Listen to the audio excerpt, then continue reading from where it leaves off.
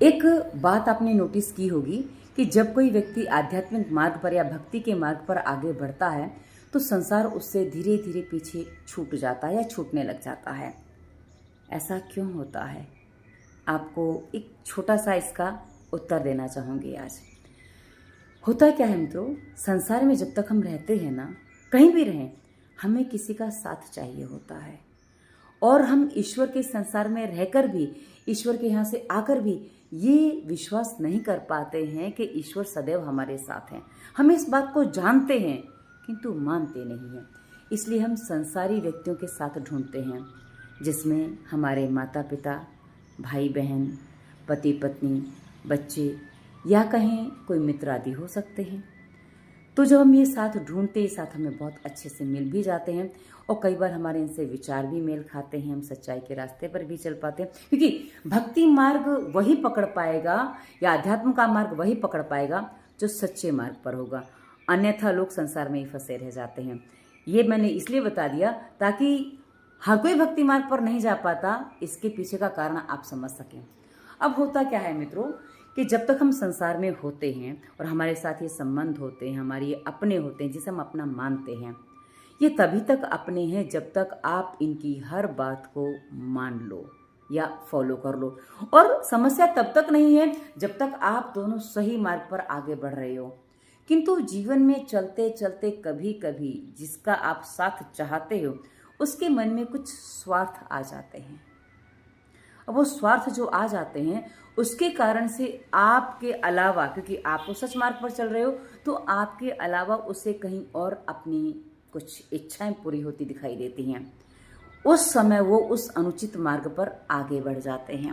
और जब वो अनुचित मार्ग पर आगे बढ़ते हैं उस समय वो चाहते हैं कि आप उनकी उस अनुचित मांग को, उस अनुचित बात को, उस अनुचित व्यवहार को स्वीकार कर लो, उसको सत्य मान लो और वैसा ही है उसको स्वीकार कर लो। और यदि आप स्वीकार नहीं करते हो तो आप उनके जीवन से बाहर हो जाते हो। यानी कि ये जितने भी प्रेम करने वाले, तथाकथित प्रेम करने वाले संबंध हैं, वो तभी तक आपके अपने हैं जब तक आप उनकी झूठी बात पर विरोध नहीं करते। जिस दिन आपने उनकी झूठी बात पर भी विरोध कर दिया ना, उस दिन वो आपसे संबंध तोड़ लेंगे। और यही होता है। और उसके बाद एक सच्चा व्यक्ति संसार में सुख नहीं ढूंढता, वो अध्यात्म की ओर आगे बढ़ जाता है और वहां उसे ईश्वर अपना साथी दिखाई देने लगते हैं। तो जब ईश्वर अपने साथी बन जाते हैं उसके बाद संसार के साथ की आवश्यकता नहीं लगती है। किंतु कई बार ईश्वर में प्रत्यक्ष दिखाई नहीं देते, क्योंकि हमारा कहा ना, हम जानते हैं इस बात को, ईश्वर हमारे साथ है, पर हम कई बार इस बात को मान नहीं पाते हैं। पर मित्रों, यदि आप इस बात को समझना चाहते हैं कि ईश्वर आपके साथ सदैव है, तो यहां से ध्यान दीजिए कि जब आपके साथ कुछ अनुचित होता है, आपने देखा होगा आपको उससे पहले कुछ ना कुछ चेतावनी अवश्य मिली होगी। और ये चेतावनियां मिल रही हैं, इसका मतलब है कि आपका मार्ग सही है।